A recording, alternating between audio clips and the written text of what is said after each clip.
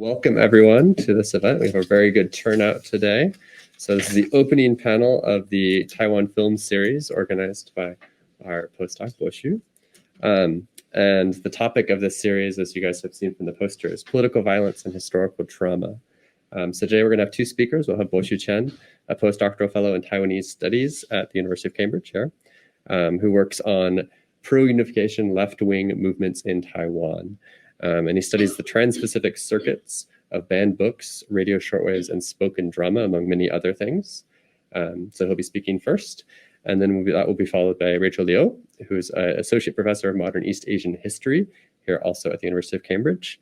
And she works on what she calls the large baggy geography, spanning Northeast Asia, Southeast Asia, and sometimes seeping into South and Central Asia. So it's a reality that's poorly represented by the new nationalisms of the 20th century. So I'm looking forward to hearing both of our speakers' thoughts on the really interesting films we're going to be talking about today. And I'll let them begin. So welcome, Po-hsi.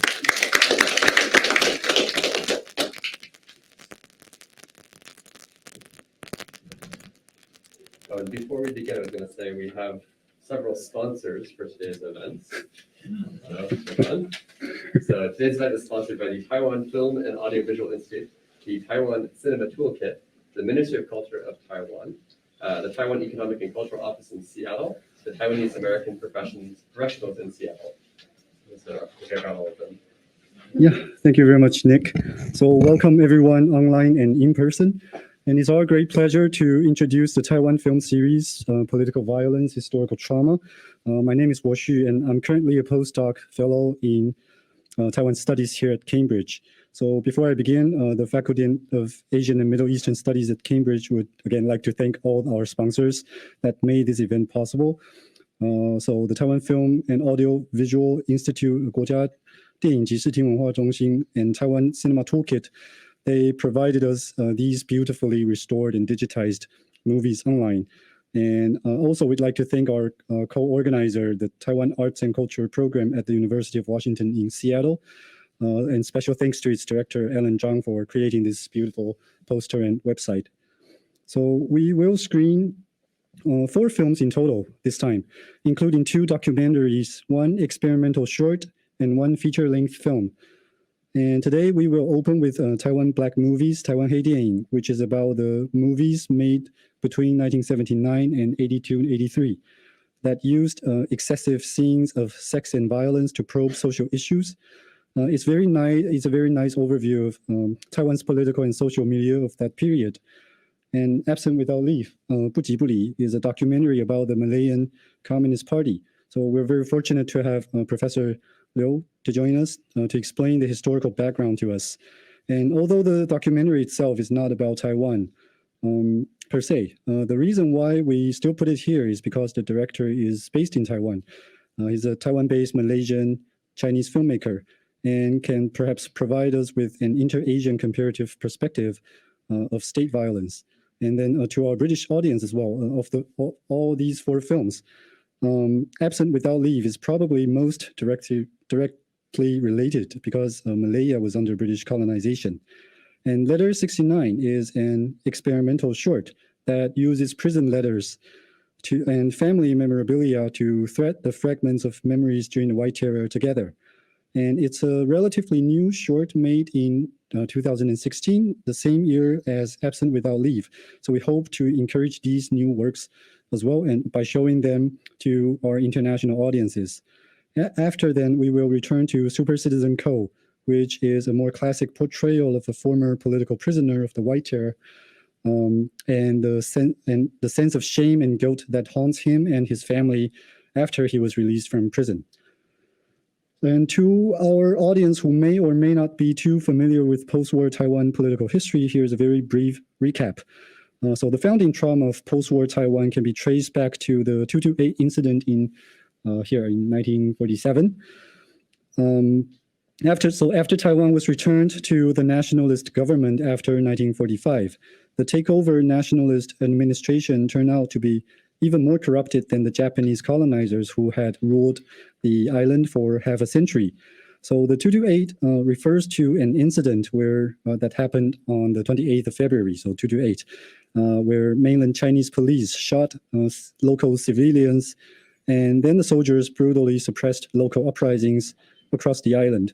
Therefore, it has mainly been understood as an ethnic confrontation between the so-called mainlanders, like 外省人, and the locals, 本省人. And 228 initiated a long period of martial law between 49 and 87, and sometimes it's used interchangeably with the term the White Terror, a period in which discussions on political matters were heavily suppressed. And during this period, one major year is 1979, when the United States severed formal diplomatic ties with the Republic of China government in Taiwan. And in the same year, the Formosa incident broke out in Kaohsiung in southern Taiwan, which is believed to be the largest democratic demonstration after 1945. So the international and domestic tensions gave rise to a series of very low budget, lowbrow, but highly provocative black movies, which we'll watch one of them. We'll watch the documentary about them in a bit. And between 228 and the Formosa incident, the long intervening decades are vaguely referred to as the White Terror. And but what exactly does the White Terror mean? It's sometimes more obscure than 228, and it's sometimes conflated with 228. And 2 years after the martial law was lifted, Hou Xiaoxian made a City of Sadness, 悲情城市, which broke the political taboo by putting the 228 incident on the big screen.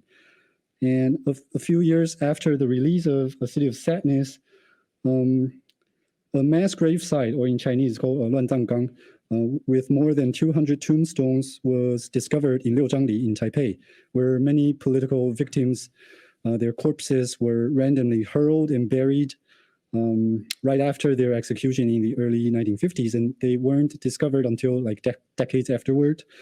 And so 1 year afterward, in 1994, director Wan Ren used this discovery as the setting of his feature film. It's called 超级大国民, Super Citizen Code, which we will also watch as our closing film. And today I will try to integrate some recent developments in the studies of 228 and the White Terror within our observation about the films. And here are just some of the themes for today. I'm not sure if I can cover them all, but I'll try to get to as much as possible. We are not, I'm sorry if the resolution is not very great, and we're not showing Hou Xiaoxian's City of Sadness in this series, but it's because it foregrounds a lot of issues I'll touch upon today. I will still say a few words. So I'll note that while it was the first film that addressed the severe conflict between mainlanders and locals in the wake of the 228 incident, it also helps covering up a variety of political engagements in the early years of the White Terror. So for instance, the last part of the film tells the story of the Luku incident, Luku 事件, which was one of the biggest guerrilla base of the, quote, Taiwan Provincial Working Committee, or 台湾省工作委员会, or simply 省工委, which was an underground communist campaign that became more active after 228 all over Taiwan. So City of Sadness is not just about the 228 incident per se, but it's also about different forms of political engagements that followed, including left-wing struggles. However, because the film cuts the story short, the film says that it ends at the year 1949. So for a long time, the audience of A City of Sadness often think that the entire movie is just about the conflict, it's just about 228, it's just about the conflict between mainlanders and the locals, at the expense of some other forms of political struggles that happened after 1949. So in this sense, A City of Sadness both reveals 228 and effaces other political struggles in the same movie. So in the years of the White Terror. And this would become quite symptomatic for our understanding of 228 and the White Terror in Taiwanese society. The recent declassification of documents and new discoveries and new interviews have also complicated our previous understanding of these political prisoners merely as passive victims falling innocently at the hand of the state persecution. And sometimes the same political prisoners would sometimes give different explanation in different accounts, in different contexts, in different years. This is not because they were lying, though, It has much to do with the process of destigmatization and the extent to which the society writ large can accept their politics. So sometimes the first, the first bunch of interviews began to surface in the late 1980s and throughout the entire 1990s. And during this period, the public was just beginning to broaden their understanding of these previously stigmatized victims by sympathizing with their innocence. So the 1990s just saw Taiwan's successful democratic transformation. So we tended to retrospectively map our later democratic experience of things like parliamentary politics, that kind of more peaceful struggle onto the political activists in the early 1950s. And we tend to understand them just as innocent victims or like peaceful intellectuals at most. The public in the 1990s was unable to imagine them as political activists in a more radical form. And therefore, when these former prisoners were interviewed in the 90s, they tended to present themselves as innocent victims. They were either being framed as communist or left-wing sympathizers by others or by secret agents. And for instance, here, I'm just giving one example. So on the left, you have this Zhou Xiannong who, when he was interviewed in 1998, he said that he wasn't in touch with this school teacher and he didn't know what the Socialist Youth League was. And he admitted all these, testimonials just because he was frightened by the, 刑具, the instruments of torture, and by the sight of his cellmate being tortured. And so he, at the end, he emphasized that when I was just 16, 17 years old, how could I have been involved in, I was so innocent, how could I have been involved in all these political incidents? But later, like in 2012, he almost changed his testimonies entirely. So here he said that he actually knew this school teacher, Mr. Li, and he does know what this Socialist Youth League is about, and he was pissed, he was upset by what has been going on with his life. So he fully understood what this organization is about, and he even took an oath that was required by Mr. Li. So as you can see, this is not to suggest that they were distorting their past or they were being dishonest. It's not the case. Rather, they were kind of forced to tailor their own, earlier career of political engagements according to the political climate at the time. So in the 80s, people were, Taiwanese people were much more friendly towards, the political victims that were innocent. So they kind of, when they were doing their interviews, they also presented themselves as innocent victims. But afterwards, when they think the political climate changed, they also changed their testimonies and revealed more. And sometimes scholarship in English and, it hasn't quite kept up, hasn't quite caught up with these latest new developments. So that's why I think it's worth to mention or introduce here first. And besides their political engagement, these newly discovered documents also allowed us to take a deeper look into their family relationship. So in 2015, a book titled The Last Letters That Failed to Deliver, 无法送达的遗书, which collects many political prisoners' last family letters that should have been sent over maybe half a century ago. But sadly, these letters never arrived. They were never, they have been kept with other interrogation documents and court verdicts and whatnot. So they had never been received by their family until 2008, when one applicant saw the documents about her grandfather and his involvement in underground communist activities in government records. And she saw that her grandpa wrote 5 letters to his family, to the grandmother. And so this applicant asked the government to return them. But however, the government insisted that these documents belong to the state and they should not be returned to individuals, and which initiated this entire project. So for decades, the families of many political prisoners had been waiting to hear from these political prisoners. And sometimes these letters also reveal their romantic relationship, which makes us feel more intimate. But also at the same time, these letters also highlight the conflict between the family duty on the one hand and their political ideals on the other. And we will see these conflicts in many of the films that we're going to screen in this series. And this made the family and relatives of the former political prisoners, the quote-unquote 狱外之囚, the prisoners outside the prison, as they are termed in a recent collections of interviews. Because the family members, especially the female relatives, they were often stigmatized and bullied as they grew up or as they bring up the children. They're sort of like, prisoners not in prison, but outside. And many of them have very mixed feelings for their imprisoned family members, sometimes hatred and sometimes indifference. So in this sense, the tactile and epistolary turn also becomes a way for them to reconcile through reading this epistolary form of literature in a very tactile ways has become a very important venue for them to reconcile with their male relatives in prison.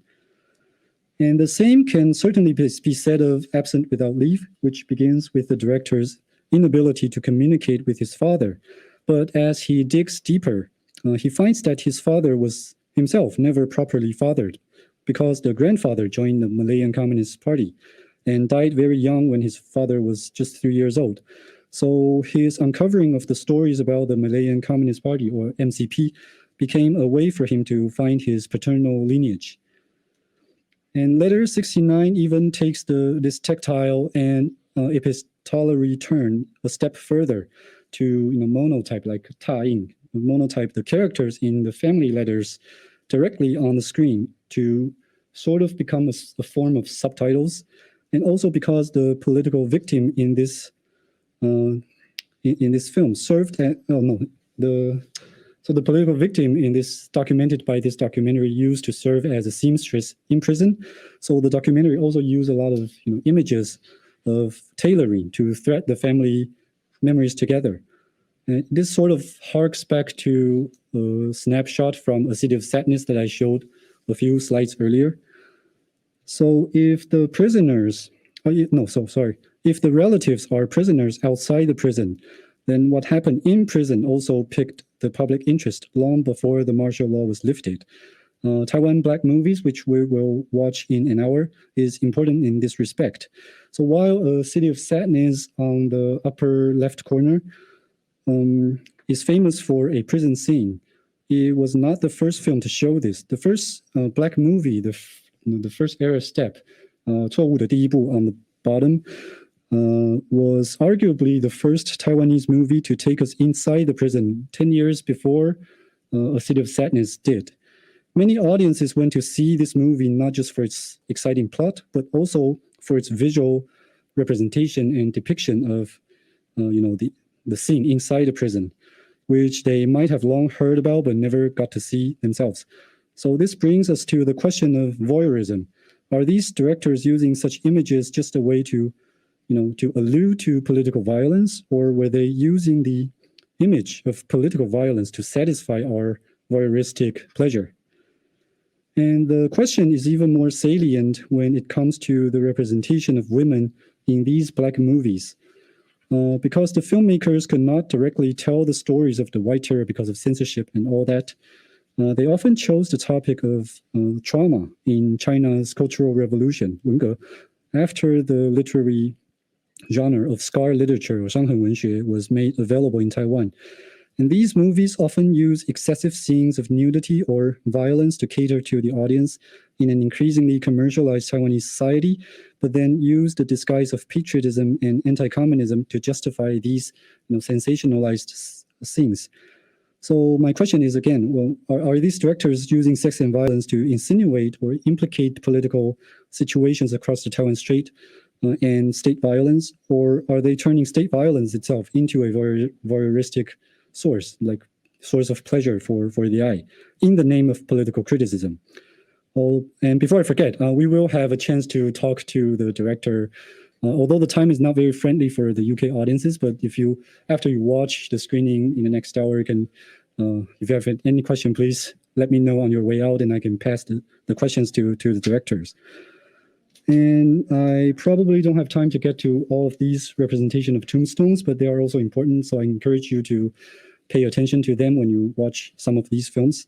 And finally, I just want to say a few words about MCP, the Malayan Communist Party in Taiwan, to pave the way for our next speaker.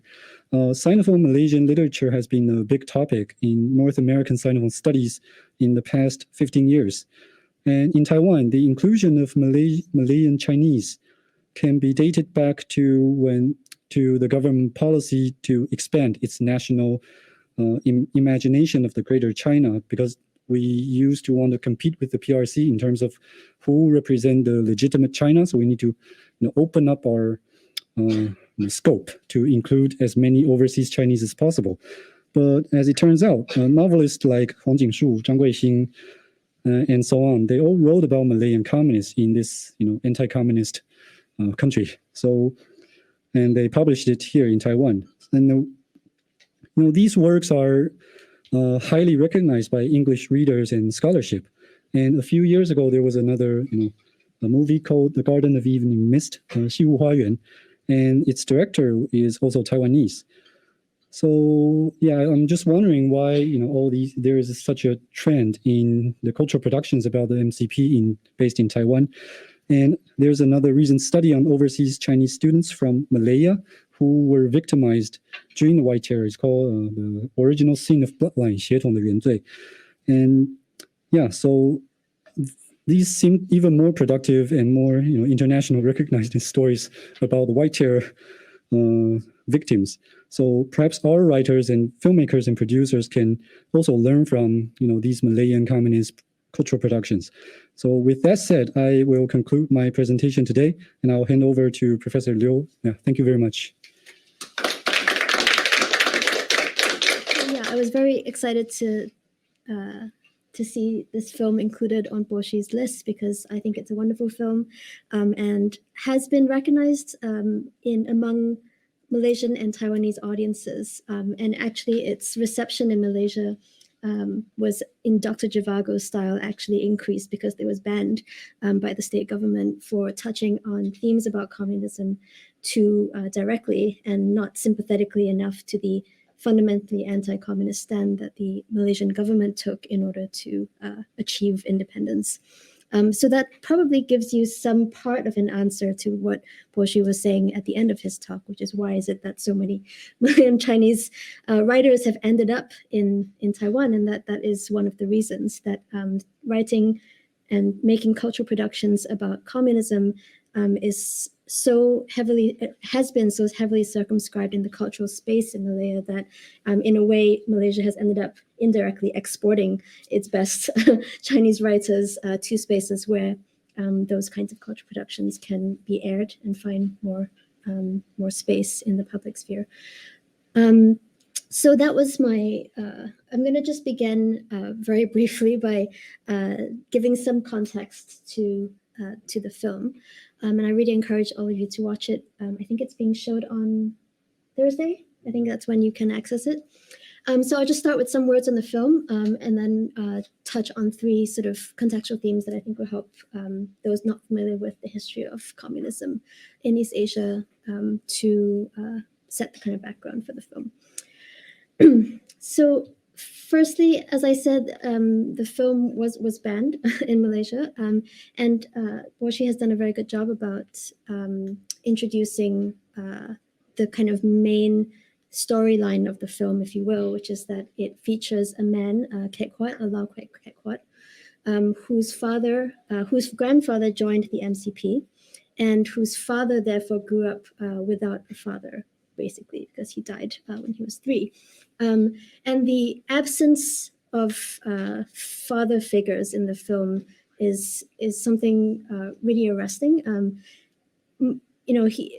I think that the creation of the film itself was a kind of personal journey for Leow, trying to kind of reconnect with his paternal lineage, both the absent one because the grandfather died, but also a father who spends quite a bit of the early parts of the film being quite grudging and taciturn and quite unwilling to speak. And when I talked to Kit Kwat last year about his film, He was very forthcoming about the fact that he, making the film with his father and having the camera there as a kind of interface between this more or less emotionally absent father and the history that he was trying to recreate was itself a kind of artistic act, a struggle, an emotional struggle against the past that was being constantly kind of erased, both emotionally, but also, as he explores in the film, by state narratives about the emergency.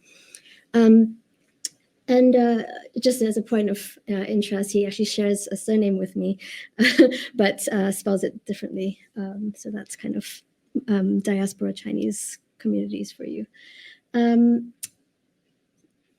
So I wanted to just kind of touch on some salient aspects of the film that I thought could be usefully historically contextualized. And the film is essentially set in the period of the Malayan emergency, which we can think of, I think Po-hsi used the term original sin. The Malayan emergency is often thought of as Malaya's original sin.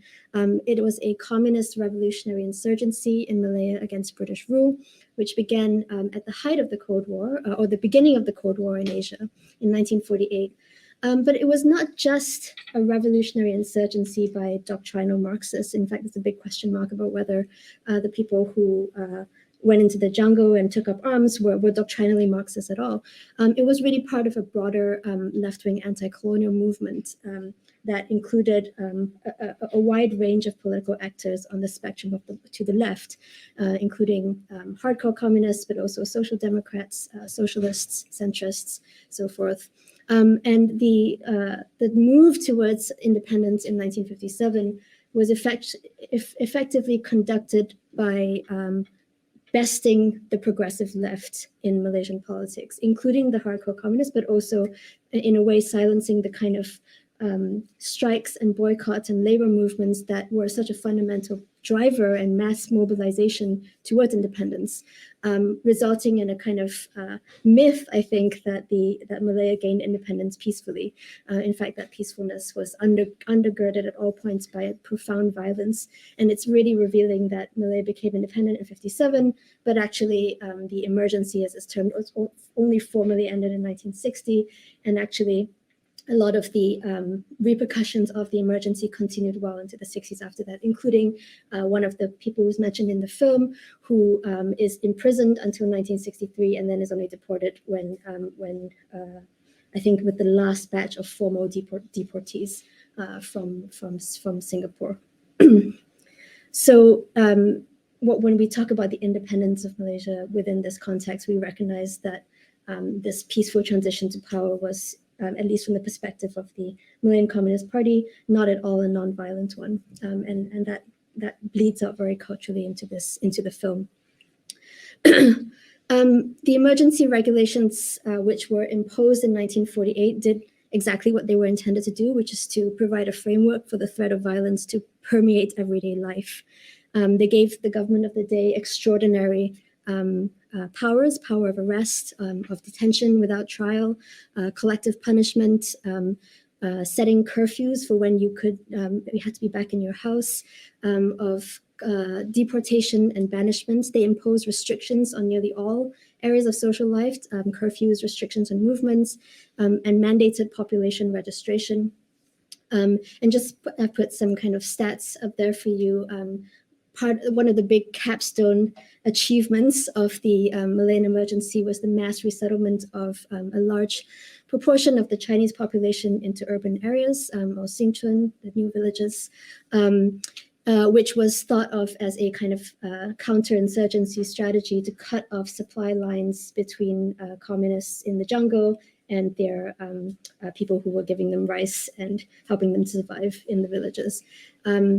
And when you look at the figures, it's actually quite remarkable. It's about 10% of the whole population at that time was forcibly removed into these villages, and then 30% of the whole Chinese population. Deportation was the other end of that strategy. So if you can't resettle your problematic subjects, then you arrest them and imprison them, and then get rid of them by sending them home, and I'll get to that later on. But again, a small but not insignificant proportion of deportees were also Chinese were deported in this period, around 2% of all Chinese, or 0.5% of the total population. It's also worth noting that the use of the word terrorists was a later imposition. So in the beginning, the rhetoric about the MCP was that they were bandits, but they moved increasingly under kind of Cold War strictures and the kind of enticements of using communism to best their subversives, of calling them terrorists. And you see this in the film as well with Kekwat kind of silently, some parts of the film are Kekwat sort of speaking to a grandfather who would never respond. You know, he says, Gong Gong, you know, this is what I'm thinking. And at one point he says, you know, Gong Gong, 你是一个恐怖分子吗? You know, are you a terrorist? And there's no answer to that because they can never be. Was he a terrorist? What was his reasons for joining the MCP? When I spoke with Kekwat, he said that he believed his grandfather joined not for doctrinal reasons, but because of a vague sense of camaraderie carried over from the anti-Japanese resistance. And I'll come back to that theme in a little bit. And many joined for a sense of brotherhood or for mutual support or mutual aid, banding together as the British government became increasingly suspicious of the activities, so kind of polarized them. And of course, there was a kind of left-wing politics in the air. So there are lots of reasons why people joined the MCP, but in 1948, that political choice became irrevocable. You know, you either were or you weren't a bandit, you were or you weren't a terrorist, and the lines became more and more hard drawn. And all of this kind of complicated history, particularly the relationship of the MCP to the anti-Japanese resistance during the Second World War. And I should just state here that the Malayan People's Anti-Japanese Army was the backbone of the anti-Japanese resistance during the Japanese occupation in 1942 to 45. And in fact, they were armed and trained by clandestine British forces who were sent from Delhi, from India, into the jungles to kind of arm the anti-Japanese resistance. And many of those MPAJA later became full-fledged MCP members. So there is a genealogy of resistance that is traced irrespective of the caesura of 1945. The perception of a lot of MCP comrades is that they moved smoothly from the anti-Japanese struggle to the anti-British struggle. And that is one of the reasons why I think the trauma and violence of the emergency is very difficult to remember at the national level. In the film, you hear a lot about narratives of sacrifice, of 牺牲, and there's a lot of talk of martyrs, 烈士, sacrifice. And I think Po-hsi showed a picture of a stele, 纪念碑, which is a martyr's 纪念碑. It's a way to kind of commemorate the fallen comrades of the anti-Japanese resistance. And it's really revealing that the date that is commemorated on that is 9/1. It's September the 1st, 1942, not 48, right? This is, again, the continuity of the anti-Japanese resistance. But how do you commemorate the MCP in its contributions to national Malaysian independence, right? How do you commemorate a group of people who, yes, did proto-national things by resisting the Japanese when Malaya was under attack, but then themselves became the target of a civil war that was the suppression of them was a condition of independence in 1957. So this is one of the themes, and I think commemoration of World War II in East Asia, you know, in Korea, in Japan, the move towards commemorating and thinking about what World War II meant is maybe a little bit less fractious than in Southeast Asia, where there's problems about how do you commemorate collaborators, how do you commemorate these kind of people who were resistors, but then internal enemies. So the result of it is that there's zero national commemoration about World War II this period of time in Malaysia, and the commemoration of the 烈士 and the MCP is relegated to private spaces, to kind of fugitive commemorations. That stele that Po-hsi showed was actually destroyed and had to be reconstructed in clandestine in a private factory space. And even as they were reconstructing it, they were coming under kind of police suspicion, and they had to kind of explain why they were doing it. So there's a real difficulty about, how do you commemorate such a complex history? And I think this is, again, one of the reasons why we have the only forms of kind of cultural production and cultural memory about the communists, the Chinese communists, having to take place outside Malaya, essentially.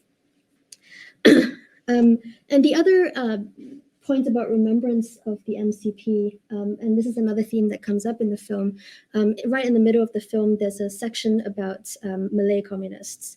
And this is a very important self-narrativization about how national the MCP is, that they position themselves in the genealogy of nationalist resistance as having achieved a truly multiracial front, an anti-resistance front that included the Chinese, the Malays, and the Indians, all working together to bring down the colonial state, first the Japanese and then the colonial state.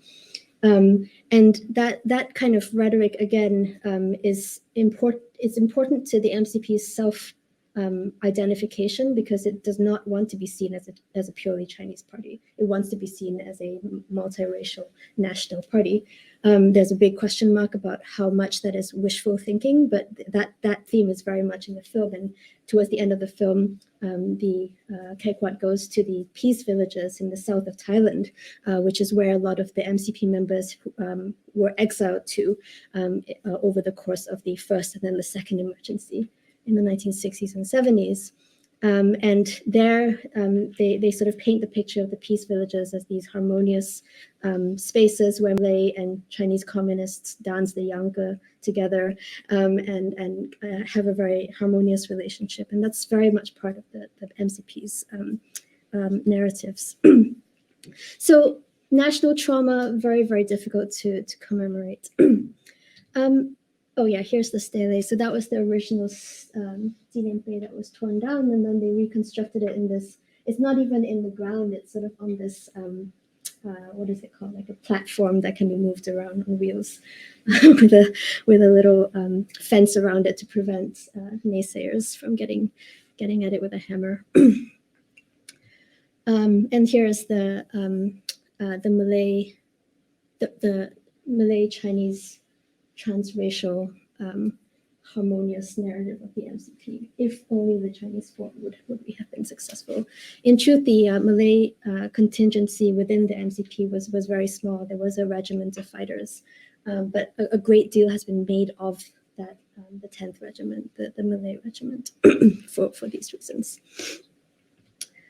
So I'll move on quickly to well, I guess what I'm sort of categorizing as transnational trauma, because the Malayan emergency is often studied in a very narrow, circumscribed national way. It's, as I said, the original sin of Malaysian historiography, but it's also studied as part of Britain's kind of embarrassing, successful colonial wars, small wars alongside Aden and Cyprus and Kenya, especially. But what it is in those registers is essentially a domesticated counterinsurgency story. We think of it as, terrorists who were gotten rid of, leading to the great independence of Malaysia. But I think through a different lens, it is better placed in a story about the emergence of the Cold War in East Asia. At the beginning of the Allied occupation of Japan in 1945, the declaration actually of martial law in Taiwan and the White Terror period inaugurated in 1947 that Po-hsi was talking about earlier, and the declaration of emergency in Malaya in 1948 actually appear in this larger frame as kind of starting salvos, or the thin end of the wedge in what will eventually widen into a great arc of containment, anti-communist violence that was essentially seeking to reconfigure the region's relationship to communist China, in part by exercising this logic of partition across the region. So the enacting of two Chinas in 1949, of two Koreas in 1953, of two Vietnams in 1954. and then installing or co-opting avowedly anti-communist and/or authoritarian regimes elsewhere across the East Asian region if they can prove their anti-communist credentials. For example, the Philippines is made independent in 1946 because it's very much a kind of pro-US space, and the Kuomintang rapidly aligns to the Philippine Huaqiao community there. And the cases of Singapore and Indonesia by 1965 suggest the variability of forms in which this proof of anti-communism could take. So, for example, in Singapore in 1965, the censorship, proscription, mass arrest, and domestication of the progressive left in preparation for Singaporean independence takes place in the early 1960s. The trade union movement is crushed, and Singapore becomes independent in 65. But then in Indonesia, it's not just the locking up of trade unionists, it's mass murder, the decimation of the PKI, the Communist Party of Indonesia, and the mass killing of some 1 million suspected communists in the 1965 to 66 killings. Both of those events take place in 1965. And so from this perspective, the outcome of the Chinese Civil War in 1949, the creation of anti-communist China or Taiwan is a defining moment in the story of these developments, much more so than the conventional end of the Second World War in 1945. And so it's no wonder that all of these, provoked profound traumas. Anti-communist persecutions in this great containment arc were widespread and shocking and are really only slowly beginning to be unearthed. I'm thinking here of Thongchai Winnichako's recent book called, I think it's called The Memory of Unforgetting. I can't remember what it's called, but he uses this phrase unforgetting to talk about the disremembrance of the anti-communist and anti-student massacre at Thammasat University in 1976, which is very much part of this anti-communist story. These silences have slowly begun to be unearthed, and really interestingly in film, as Po-hsi's list of films suggests, there was a memory boom in the 1980s and early 1990s that gave a kind of cultural weight to this re-remembering of disremembered and neglected silences. I think I like Mark Mazaura's observation there, which is, he says that anti-communism provided a language that made mass killing permissible to the leaders of the free world, and that anti-communism was actually an ideological source for enormous violences across this kind of anti-communist containment arc. And that trauma was compounded by ambiguous relationships to state, lack of investigation of mass massacres or mass murders or outright complicity in them by the state has made these narratives very difficult to remember again. So this relationship between violence and trauma and memory is deeply embedded into the fabric of this region, in large part, I think, because of these Cold War legacies. Just got some pictures here of Xisheng. So finally, I wanted to talk just a little bit about personal trauma, because all of these are great macro historical structures. And actually one of the strengths of Kekwa's film is that it highlights very nicely, I think, the extent or the ways in which these macro historical processes of the Cold War and decolonization and so forth are actually registered on the ground at the grassroots. And as I said at the beginning, the absence of family members absolutely runs through the films. There's a missing grandfather, there's an emotionally absent father, there are children born to MCP members in the jungles who are given away at 2 or 3 days old. There are children of deportees who are classed as guiqiao on the Chinese side, who actually, because of the way that PRC history unfolds, become problematic classes or dangerous classes during the move towards radical socialism, and become outrightly persecuted for their bourgeois and foreign connections during the Cultural Revolution. And there's trauma on that side as well. And I've got some slides from the film here about this love. After a few days, we gave the little boy at the top away, like at 2 days old. This boy later, I think is raised by one of those families in the peace villages in Thailand, and so grows up speaking Thai. And so many years when he's reunited with his parents, they literally can't speak to him because he's grown up essentially Thai speaking. Just the quote there that we're not 我们并不是唯一离散的家庭.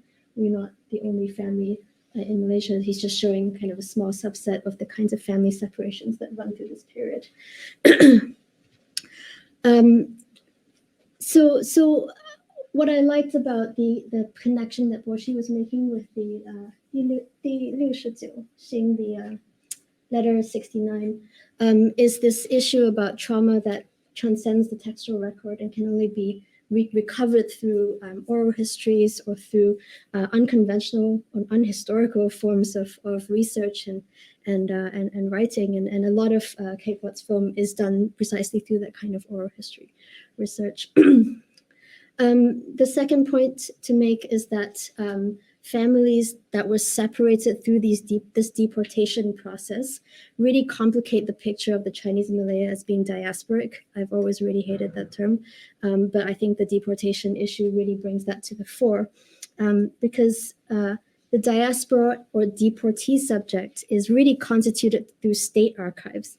So on the Malaya sending side, these deportees are seen as going home. So we have David Rees-William de Serres saying, deportation is not a punishment. It amounts to no more than a free passage to the banishee's own country. And then on the receiving side, someone like He Xiangning, who heads up the Qiaowu Bureau, says, these are 回国的侨胞, like they're Qiaobao compatriots who are coming home. But the reality of it is that the separation of the family members, where many family members get left behind, are completely broken off from their relatives violently often. So husbands and wives are separated, grandfathers and grandchildren are separated. And I like what Po-hsi was saying earlier about the white terror female interviewees who experience prison outside prison. Ironically, though, in the Malayan case, the prison outside the prison is in a whole other country. These are people who can never be reunited with their relatives because of the completeness of the exile and the deportation process. Some of them will find their ways back to meet each other after the laws are liberalized in Hong Kong in the 1990s, I think. So you have a few reunification stories, but on the whole, many of these families are divided forever. So the conditions in which they return to China are fundamentally traumatic. So I guess the last point to make is that because also because Po-hsi mentioned the female story, and because it's International Women's Day, I will note that in a lot of these recoveries of traumatic memories, women do seem to be able to serve as narrators of traumatic past. It's quite visible in Kekwa's film how garrulous the women are compared to how taciturn and grudging the father is about sharing his life story. And this is actually also echoed in a film, in my own film, where I do try to kind of interview some of these left behind family members. And a lot of them that I interview are women, or the ones who are willing to speak to me about it anyway. And also my favorite bit in the film is when right towards the end, he films a table of ex-MCP ladies singing songs over the dining table, and I just thought it was absolutely wonderful. Anyway, so I will end there. I hope that was helpful, and I'm really happy to answer any questions. Thanks. So sorry to our online audience. I just realized that our screens are not shared successfully, so we will re-edit our slides with the talks, and later we will re-upload it. I'm so sorry. Oh, no. Yeah, it's the first time I used this online platform, so there was a glitch. Yes, sorry about that. So I guess we're going to move on to our question session here. So I'll invite our two panelists to sit down at the front. And then we'll see. So I guess I'll let give you guys a chance to think of some questions you want to ask. I guess the first question, just kind of start off, that we could talk about here is, I think it's really interesting that we talked about how Taiwan is kind of this liminal space where so many of these films and so many of these stories can be told. And I'm wondering if you wanted to speak a little bit about how you see Taiwan, because the fact that these films are being shared in Taiwan and then from Taiwan, they're coming to the UK. So, do you think that without Taiwan, do you think these stories would be able to maybe have the audience that they have? Should I begin? Either or, yeah. Well, actually, sometimes the situation is the reverse, because when The City of Sadness was first produced and released in 1989, it was first censored by the Taiwanese government because it touched upon such a sensitive issue.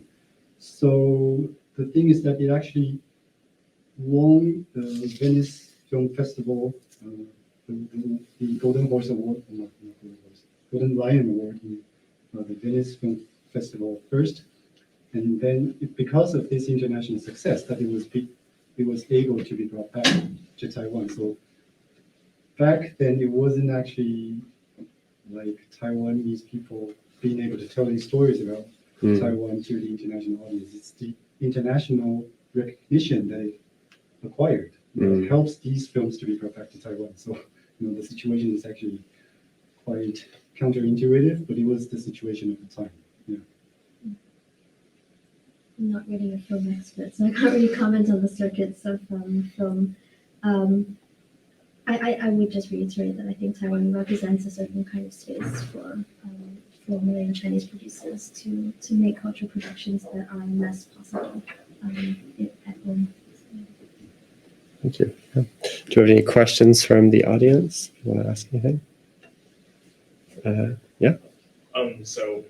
First, thanks for this fascinating talk and sharing and all the background of this film. And I actually have one question during to Professor Leow. It's about the Malaysian context of filmmaking. So so in Po-hsi's talk, we kind of get a sense about after the lifting of martial law, there are Taiwanese filmmakers trying to think about it trauma, from the past, and they're kind of shifting representation and sub-representation of these participants. But I'm just wondering, in Malaysia, is there a specific time when people beginning trying to make these films? And as you had mentioned, the film has been banned in Malaysia, and it's just how does is there a specific time in Malaysia that the political context is more relaxed and people trying to make those films, and then the political context shift, or it's always be so a taboo kind of forbidden topic that it's just these film the upset with all the just when the filmmaker try to do making this film he knows that it will get bad. So just wonder about the context. I think in fact all three of K-pop's films are banned in Malaysia. Yeah, it's a good question. I as I said, I'm not really a film historian, but my sense is that sort of the 1990s and early 2000s began to see, and I think that's less to do with the state than to do with a kind of generational shift in filmmakers interested in making these kinds of films about history. So the Malaysian government signed a peace deal with the communists in 1989. And then we have the end of the Cold War, and there is a lot of efflorescence in the cultural space after that. It's a kind of peak of transnationalism in the 1990s, and there's all kinds of things happen. But I think the main shift is actually generational. One of the things that connects Kekwat's film to the interviews that I did for my film was that this kind of historical explorations tend to skip a generation. So Kekwat didn't at all know his grandfather. The grandfather is the absent one, and then the father refuses to talk until really prodded. And there's a woman that I interview in my film where the pattern is the same. So the grandfather is absent, the parents refuse to talk about it, and the children insist that they must talk about it. So I think it's actually that framework that is much more generative than the filmmaking landscape in Malaysia, which has always been very circumscribed, particularly about communism. And not just film, but also literature, cultural productions, art. So yeah. Thank you. Can we ask just to have you introduce yourself really quickly, just so before we ask the question? So you want to just say your name and your? Yeah. I'm Leow too. I'm like a PhD student in the HBS department, history and philosophy of science. Yeah, I study like the agriculture and environment in Southeast Asia around like 1970 to present. Perfect. All right, thank you. I think Nuri, you had a question? My name is Nuri Kim, and I teach Korean history here. So thank you very much for this very interesting presentation, both of you. So it seems to me that based on your presentations, that these films are very much about, it's very much about confronting the past. It's very much kind of maybe aligned with some sort of truth and reconciliation process that's taking place in many other countries. It's about reckoning with a very painful past of anti-communist terror, things like that. So my question is, what kind of impact does it have on contemporary, let's say, Taiwanese or Malaysian society? Because oftentimes bringing up these old memories is also tantamount to opening up old wounds, and they can lead to, I don't know, calls for some sort of retribution. And I'm wondering what kind of conflict these things create, because in the Korean context, you can see that reckoning with the past does create conflict in contemporary times. So again, the Malaysian context or the Taiwanese context, I would assume that it's not just all beautiful. It's not just all about reconciliation and harmony. Well, in recent Taiwanese history, it does have created a lot of issues, because some of these documents have to be kept secret, because because some of the records indicate that some of these people later became informants for the government, and they gave up some of the names to the government, and because of that, some other people were imprisoned and even executed. So the documents even today are still just partially open, and they are mostly open just for the direct relatives, like sons and daughters and grandsons and daughters, and other people cannot apply for documents that are not about their own close relatives. Because of that, because knowing all these details of people turning against each other will create some problems within interpersonal relationship. But I would say that one of the slides I show about the last letters being published, the collection of last letters being published, it was quite a success, because and it was sold out. It's now out of stock. So I think it does have some successful aspect, because by showing these intimate letters, it creates a more intimate sense between people, and I think that if you approach it through a softer angle, then I think it's still able to create that kind of reconciliatory result. But sometimes it can be very problematic in terms of the extent to which you have to reveal the documents. Yeah, it's probably more complicated because of the ethnic diversity in Malaysia, and the way in which certain films that address the communist legacy have been able to as long as they're targeted solely at Chinese communities, they tend to be overlooked much more than if it was, for example, there was a very famous, infamous film made about Malaysian communism by a Malay film author, and that really kicked up a lot of fuss. I mean, it was very exciting. Lots of people watched it, but it was it inaugurated a period of extreme censorship about communist productions. But I think I don't think that the making of films has led to a kind of cause for reconciliation very much because of that ethnic bifurcation issue. What I do think it has done is generate. I think it's slowly beginning to make communism less taboo in the public sphere, simply because after it's been 20 years now, like since the 1990s, there have been quite a few films made. Younger generations are much more willing to be curious about it rather than being skeptical or taboo about it. So I think it's generating an atmosphere of curiosity rather than kind of angry calls for reconciliation. I think maybe the international dimension of this story might garner more sympathies from a kind of decolonizing agenda. The Malayan emergency in context of a calls for recompense of our empire rather than by the Malayan Chinese communities specifically. I can see that recompense happening. Okay, I'm not sure exactly what happened there, but Oh, our screen is off. We'll figure that out in a second. What do you think? I think we probably have time for one more question, and then we'll go to our break before the screening. So that's the last I'd question. like to ask you if you know the Joshua Oppenheimer film about anti-communists murdering people who they claim were communists, but I think this is highly dubious, and the filmmaker does as well. Do we have any Malaysian films, or Malay films as you call them, which also shed a light on the generals who were thrilled about being able to kill millions of people who they didn't like and they called communists? the film you're referring to is the Act of Killing. Yes. Joshua Oppenheimer. Yeah. I mean, I think that film has done all it can with the generals. What's remarkable about that film is how it managed to convince, historical protagonists themselves who were complicit in those killings to Yes. then come and reenact them. They were proud of their killings. Yeah, it's a very strange and unsettling film. I can't think of anything like that in the Malayan case now.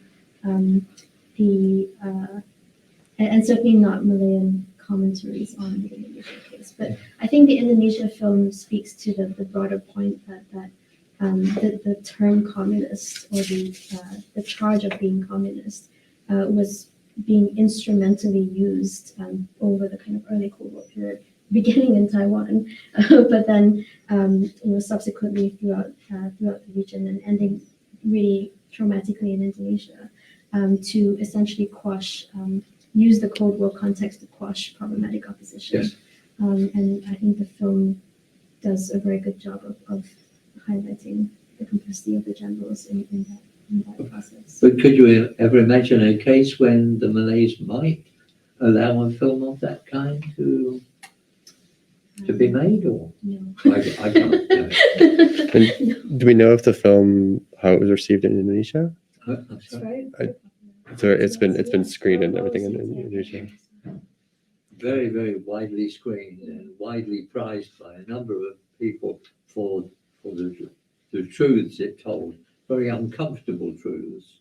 And the Indonesians didn't ban it because it was in their political interest at the time to show how the particular regime was extremely cruel and barbarous indeed.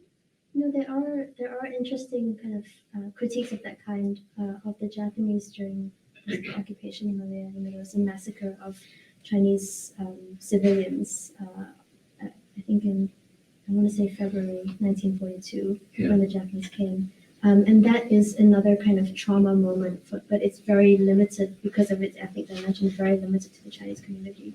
Again, so it's not a massacre that generates the kind of broader sympathies that would need to be able to turn it into a moment of national trauma that could be shared, like in the Indonesian case. So it's called the Sutsing or Sutsing, and that's endlessly commemorated in the Chinese community, but almost not at all outside. Thank you. I think we'll find also the film that we're just about to watch also kind of has a similar situation where there's been a kind of a reappraisal of the Taiwanese past after the democracy movement. So I think there'll be a nice tie in there. So we'll take a 10-minute break. And if anyone has questions, they can feel free to come up and ask, I think, our panelists. They'd be okay with that. And we'll reconvene and show our film, Taiwan Black Films by Ho Jiran, director. Thank you.